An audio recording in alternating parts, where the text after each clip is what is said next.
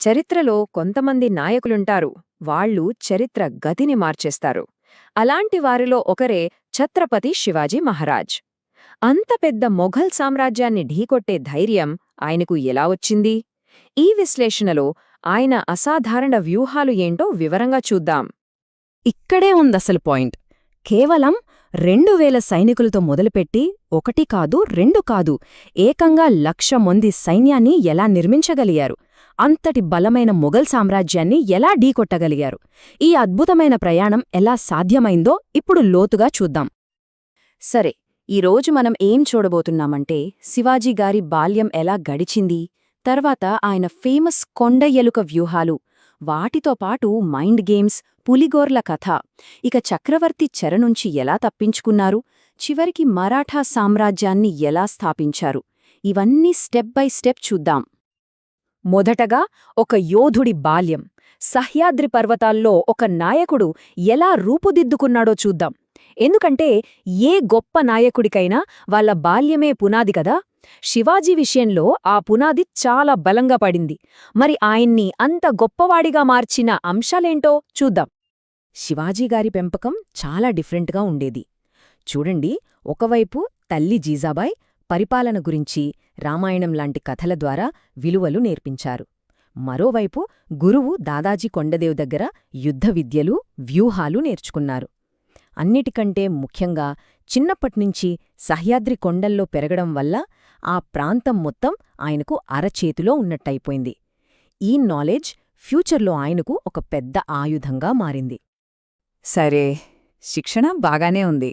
కాని శివాజీగారి అసలు బలం ఆయన స్ట్రాటజీస్. ఆయన్ని కొండ ఎలుక అని పిలిచేవారు. ఎందుకో తెలుసా? తెలివితో యుద్ధాలు ఎలా గెలిచారో ఇప్పుడు చూద్దాం. బలం కాదు, బ్రెయిన్ వాడారు. ఈ గెరిల్లా వార్ఫేర్ సింపుల్గా చెప్పాలంటే ఒక బెలూన్ షూటింగ్ గేమ్ లాంటిది. పెద్ద సైన్యం అనే బెలూన్ను చిన్న చిన్న దాడులతో పగలగొట్టడమనమాట.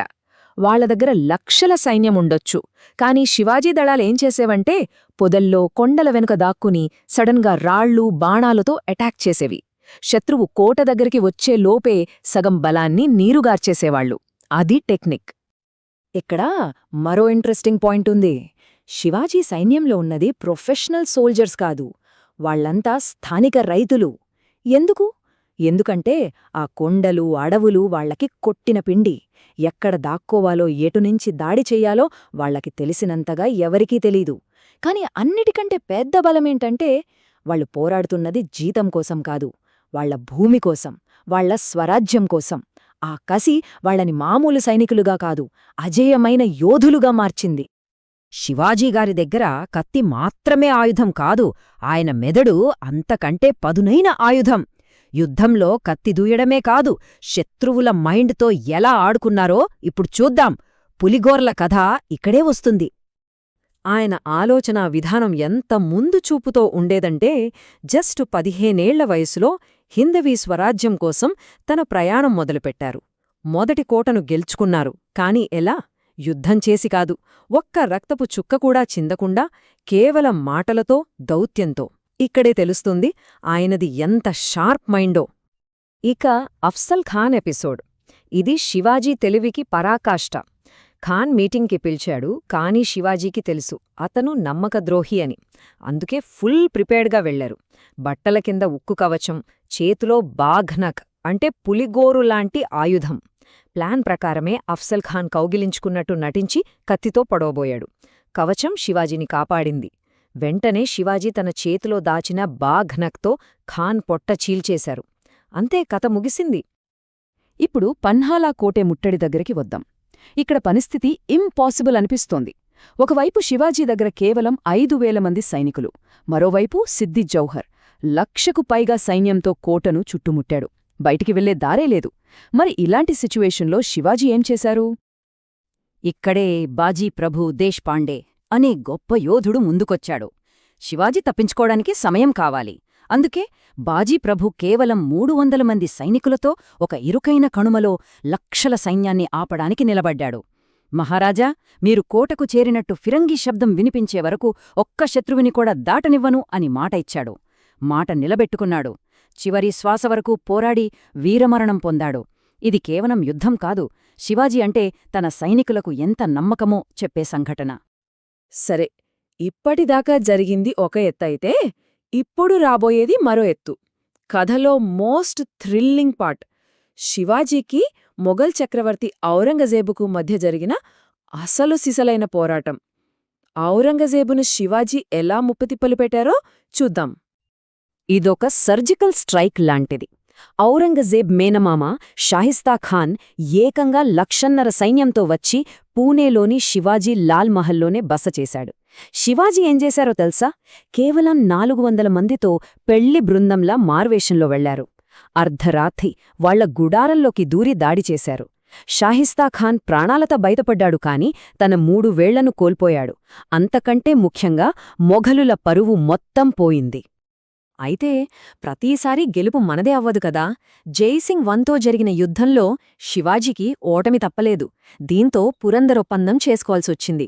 దీని ప్రకారం 35 కోటల్లో 23 కోటలు మొఘలులకిచ్చేయాలి. భారీగా నష్టపరిహారం చెల్లించాలి. అన్నింటికంటే దారుణం, ఆగ్రాకి వెళ్లి ఔరంగజేబును కలవాలి. అక్కడికి వెళ్ళాక ఔరంగజేబు మోసం చేసి శివాజీని గృహనిర్బంధంలో పెట్టాడు. ఇక్కడే శివాజీ మారో మాస్టర్ ప్లాన్ వేశారు. హిస్టరీలోనే one of the greatest escape plan ఇది. ముందుగా తనకు తీవ్రంగా అనారోగ్యం చేసినట్టు నటించారు. తన ఆరోగ్యం బాగుపడాలని చెప్పి ప్రతిరోజూ పళ్ళు, స్వీట్లతో నిండిన పెద్ద పెద్ద బుట్టలను బయట ఉన్న సాధువులకు పంపించడానికి పర్మిషన్ తీసుకున్నారు. మొదట్లో కాపలావాళ్లు చెక్ చేసేవాళ్లు. కాని రోజూ అదే పని కదా అని కొన్ని రోజులకి చెక్ చేయటం మానేశారు. అదే రైట్ టైం. ఒకరోజు ఆ బుట్టల్లో శివాజీ, ఆయన కొడుకు శంభాజీ దాకుని కళ్ళుగప్పి ఆగ్రా నుంచి బయటపడ్డారు. ఔరంగజేబుకు దిమ్మ తిరిగిపోయింది. ఆగ్రా నుంచి తప్పించుకోవటం గొప్ప విషయమే. కాని శివాజీ ప్రయాణం అక్కడితో ఆగలేదు. అసలు కథ ఇప్పుడే మొదలైంది. ఒకప్పుడు ఖైదీగా ఉన్న వ్యక్తి ఇప్పుడు ఒక సార్వభౌమ రాజుగా ఎలా మారారో చూద్దాం. రాయగఢ్ తిరిగి రాగానే శివాజీ రివెంజ్ మోడ్లోకి వెళ్లారు. తను కోల్పోయిన ప్రతి కోటను ఒక్కొక్కటిగా తిరిగి స్వాధీనం చేసుకోవడం మొదలుపెట్టారు. ఇది ఔరంగజేబుకు సైనికపరంగా పెద్ద దెబ్బ. కాని అంతకంటే ఎక్కువగా అది ఒక పెద్ద అవమానం. ఆయన కమ్బ్యాక్ స్పీడ్ చూడండి. ఆగ్రా నుంచి తప్పించుకున్న కేవలం 4 ఏళ్లలోనే 1674లో ఆయన రాయగఢ్లో ఛత్రపతిగా పట్టాభిషేకం చేసుకున్నారు. మరాఠా సామ్రాజ్యాన్ని అధికారికంగా స్థాపించారు. ఒకప్పుడు ఔరంగజేబ్ ఖైదీ, ఇప్పుడు ఒక చక్రవర్తి. What a journey! ఆయన విజయం ఏ స్థాయిలో ఉందో చెప్పడానికి ఈ ఒక్క నెంబర్ చాలు, 300. దాదాపు 300 కోట్లు మరాఠా నియంత్రణలోకి వచ్చాయి. ఇవే ఆ హిందవీ స్వరాజ్యానికి వెన్నెముకగా నిల్చాయి. చివరగా ఒక్క ప్రశ్న. మామూలు రైతులను గొప్ప యోధులుగా మార్చి కేవలం వ్యూహాలను నమ్ముకొని ఒక సామ్రాజ్యాన్నే నిర్మించిన శివాజీ మహారాజ్ జీవితం నుంచి మనం నేర్చుకోవాల్సిందేంటి? కేవలం వనరులుంటే సరిపోదు, వాటిని వాడుకునే తెలివి, పట్టుదల ముఖ్యమని ఆయన జీవితం మనకు చూపిస్తుంది కదా.